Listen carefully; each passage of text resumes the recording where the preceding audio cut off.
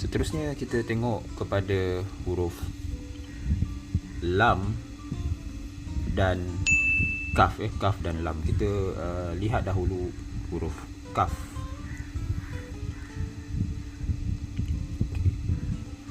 Kaf yang pertama adalah bentuk kita namakan sebagai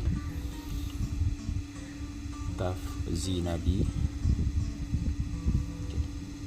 Kita mulakan dengan macam tu. Okay. Macam seolah-olah satu titik yang kecil. Kemudian dia ke bawah begini.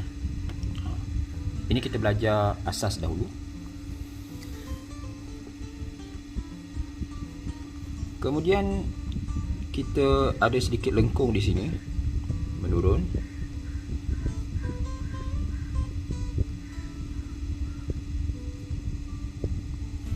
Perhatikan mata pen saya condong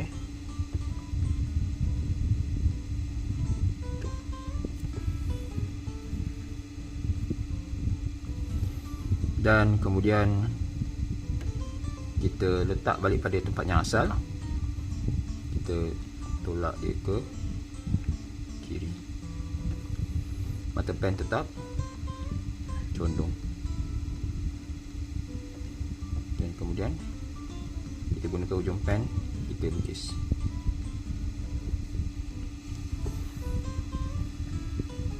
Okey, yang ini bentuk yang sedikit keras. Saya akan buat dengan lebih lembut. Okey.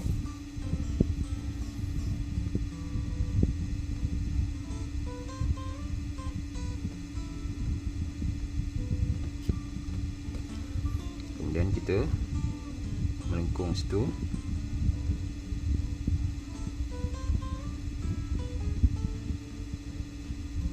Menaik.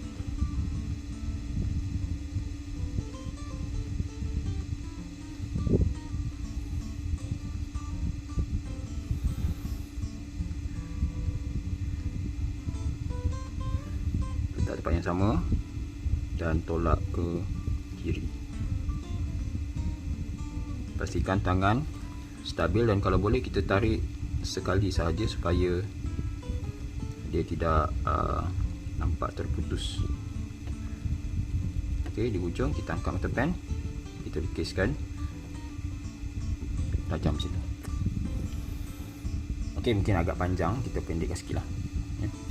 Okey, dari segi ukuran,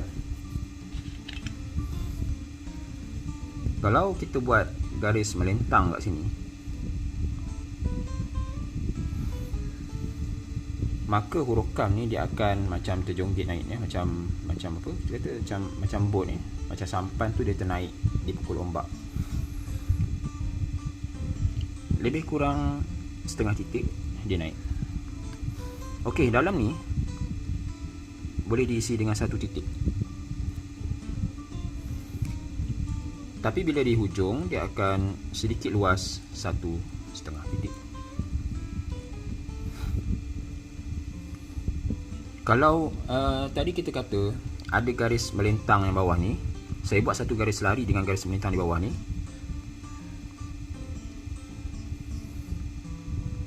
Maka macam tu Maka kita nampak di sini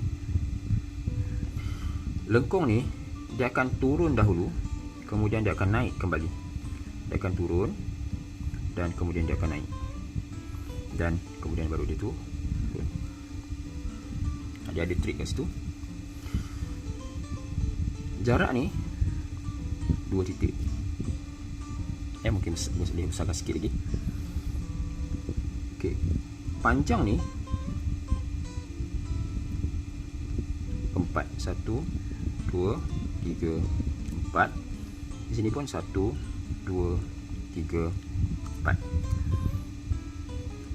Sama. Dan tinggi ni adalah 2. 1, 2. Lebih kurang. Itu huruf kaf. Kita namakan sebagai kaf zinadi. Okey, kaf yang kedua, kaf tunggal ya. Kalau yang ini kalau kaf zinadi ni ialah selalunya sebagai kaf di tengah, kaf di depan ataupun di tengah pun ada juga kalau kita potong hurufnya.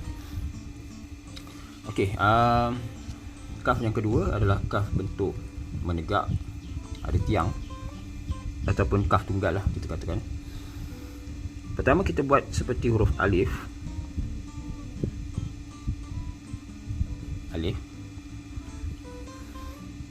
Kemudian dia punya tapak dia ni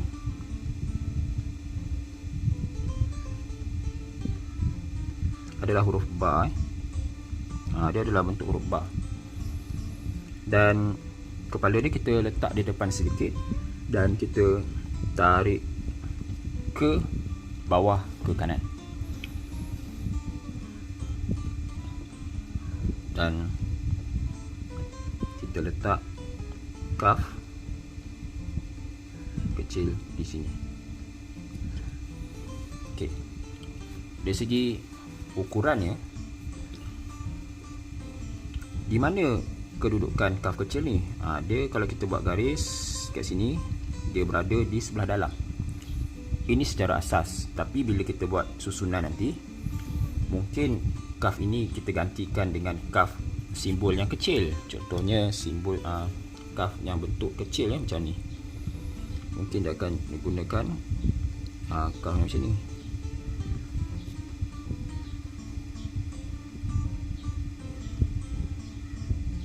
Okey. Kita bergantung kepada susunan lah. Kemudian dari segi kedalaman ni ialah 1 titik. Lebar ni adalah 5. Okey, 5 titik. Dan kecondongan yang ini pun sama. Kalau kita tengok dia condong macam tu, 1 titik. Dan macam biasa kita belajar huruf alif pun ya, tiangnya akan condong, maka huruf kaf ni pun akan condong sedikit. Okey. Itu huruf kaf. Apa beza dengan huruf lam? Ya, kita tengok huruf lam. Dari segi permulaan tiang dia sama macam huruf kaf. Okey, sama. Kepala kaf dia, lam pun sama ya, macam kaf. Dan dia punya tapak bawah ni ataupun dia punya mangkuk dia ni, yang ini sedikit melengkung.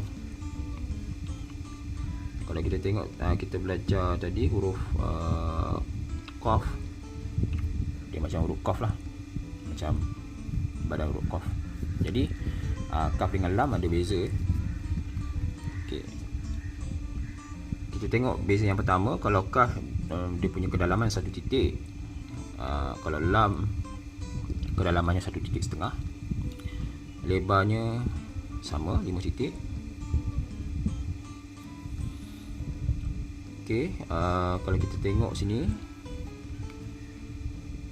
di luar ni pun 1,5 titik. Dan dia juga condong. Okey. Dan mungkin ada yang tanya kenapa kita tak lukis dia punya kepala dia. Okey, kita boleh lukis kepala dia tajam ni, dia punya darwish ataupun zuluh kita lukis. Okey, dan kita hitamkan. Okey, begitu. Dan tarwish ataupun zuluh tu panjangnya antara 1,5 ke 2 titik.